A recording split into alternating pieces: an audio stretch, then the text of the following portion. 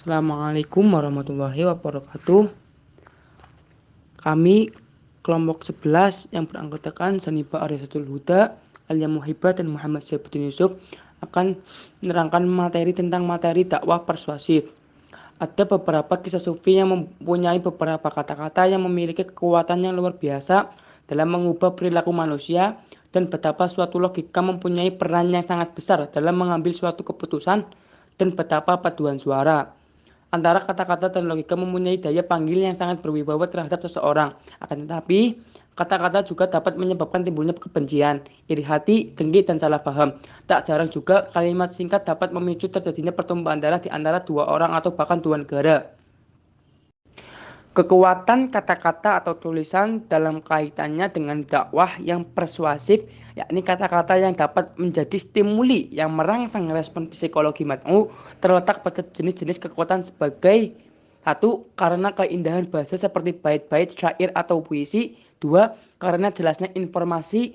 3. Karena logikanya yang sangat kuat. 4. Karena intonasi suara yang berwibawa. 5. Karena memberi harapan atau optimisme masa depan atau basyuron. 6. Karena memberikan peringatan mencekam. 7. Karena ungkapan yang penuh ibarah. Secara psikologis, bahasa mempunyai peran yang sangat besar dalam mengendalikan perilaku manusia. Bahasa ibarat remote control yang dapat menyetel manusia menjadi tertawa, sedih, bahagia, marah, lunglai, semangat, dan sebagainya. Bahasa juga dapat digunakan untuk memasukkan gagasan-gagasan baru ke dalam pikiran manusia. Al-Quran memberikan istilah-istilah pesan yang persuasif dengan kalimat qaulan layyina, qaulan ma'rufa, qaulan baligha, qaulan sadida, qaulan karima, qaulan maysura, dan qaulan isaqila. 1. Qaulan baligha atau perkataan yang membekas pada jiwa. Al-Quran memberikan tuntunan bahwa redaksi seruan dakwah berbeda-beda tekanannya, tergantung siapa mad'unya. Pada surat An-Nisa ayat 63 mengintroduksi istilah qaulan baligha yang dapat diterjemahkan dengan perkataan yang membekas pada jiwa. Ulaika alladzina ya'lamullahu ma fi qulubihim fa'arid anhum wa'idhum wa qul lahum fi anfusihim qawlan baligha. Artinya, mereka itu adalah orang-orang yang Allah mengetahui apa yang ada di dalam hati mereka. Karena itu, berpalinglah kamu dari mereka dan berilah mereka pelajaran dan katakanlah kepada mereka perkataan yang membekas pada jiwa mereka. Quran Surat An-Nisa ayat 63.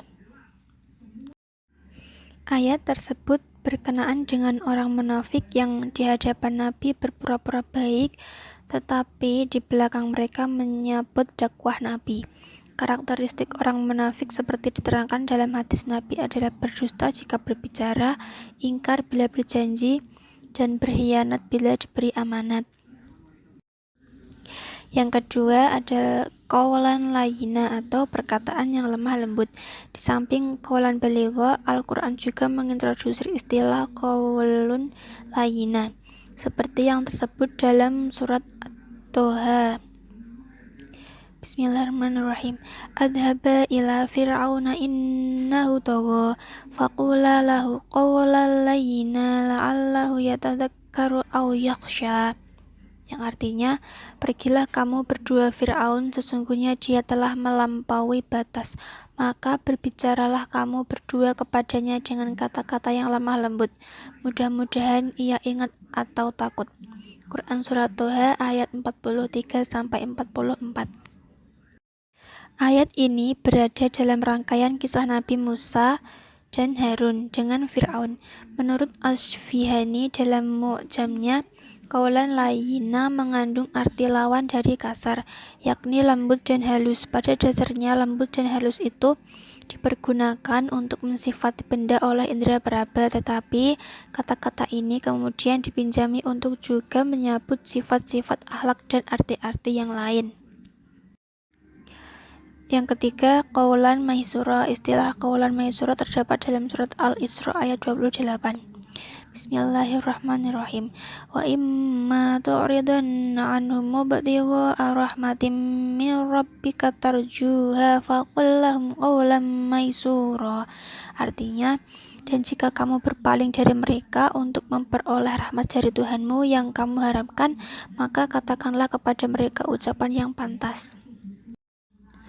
Qawlan maisura adalah lawan dari qawlan mas'ura, perkataan yang sulit. Sebagai bahasa komunikasi, qawlan maisura artinya adalah perkataan yang mudah diterima, yang ringan, yang pantas, yang tidak berliku-liku dan tidak bersayap. Dakwah dengan menggunakan qawlan maisura artinya yaitu pesan yang disampaikan itu sederhana, mudah dimengerti, dan dapat dipahami secara spontan tanpa harus berpikir dua kali. Selanjutnya nomor 4, qaulan karima atau perkataan yang mulia. Kalimat qaulan karima disebut dalam Al-Quran dalam ayat yang mengajarkan etika pergaulan manusia kepada kedua orang tua yang sudah tua, seperti yang tersebut dalam surat Al-Isra ayat 23. A'udzu billahi minasyaitonir rajim. Bismillahirrahmanirrahim.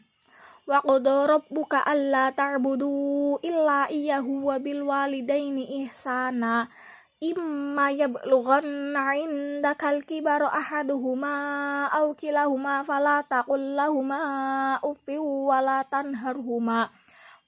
tanharhuma wa qul lahumā qawlan karīmā, yang artinya, dan Tuhanmu telah memerintahkan supaya kamu jangan menyembah selain Dia, dan hendaklah kamu berbuat baik kepada ibu bapakmu dengan sebaik-baiknya. Jika salah seorang di antara keduanya atau kedua-duanya sampai berumur lanjut dalam memeliharamu, maka sekali-kali janganlah kamu mengatakan kepada keduanya perkataan dan janganlah kamu membentak mereka dan ucapkanlah kepada mereka perkataan yang mulia. Quran Surat Al-Isra ayat 23. Oleh karena itu, untuk menjadikan pesan dakwah kepada orang tua itu persuasif, haruslah disampaikan dengan perkataan mulia, qaulan karima. Kata karima yang artinya penuh kebijakan jika dihubungkan dengan qaulan berarti sahlan walayyin, yakni perkataan yang mudah dan lembut. Dan yang terakhir, nomor 5, qaulan sadida, perkataan yang benar. Qaulan sadida merupakan persyaratan umum suatu pesan dakwah agar dakwahnya persuasif. Ditunjukkan kepada siapapun, pesan dakwah haruslah dengan perkataan yang benar. Qaulan sadida disebut 2 kali dalam Al-Quran, yaitu pada surat An-Nisa ayat 9 dan surat Al-Ahzab ayat 70. Surat Al-Ahzab ayat 69-70 itu sendiri berbunyi, Ya ayyuhalladzina amanu la takunu kalladzina adzau Musa fabarra'ahullahu mimma qalu wa kana 'indallahi wajiha. Ya ayyuhalladzina amanu taqullaha wa qulu qawlan sadida yuslih lakum a'malakum wa yaghfir lakum dunubakum wa may yuti'illahu wa rasulahu faqad faza fawzan 'azima. Artinya, hai orang-orang yang beriman, janganlah kamu menjadi seperti orang-orang yang menyakiti Musa, maka Allah membersihkannya dari tuduhan-tuduhan yang mereka katakan, dan adalah Dia seorang yang mempunyai kedudukan terhormat di sisi Allah. Hai orang-orang yang beriman, bertakwalah kamu kepada Allah dan katakanlah perkataan yang benar. Niscaya Allah memperbaiki bagimu amalan-amalanmu dan mengampuni bagi dosa-dosamu. Dan barang siapa menaati Allah dan Rasul-Nya, maka sesungguhnya ia telah mendapat kemenangan yang besar. Quran Surat Al-Ahzab ayat 69-71. Dalam ayat tersebut diingatkan agar kaum mukminin tidak melakukan apa yang dilakukan oleh kaum Yahudi terhadap Nabi Musa.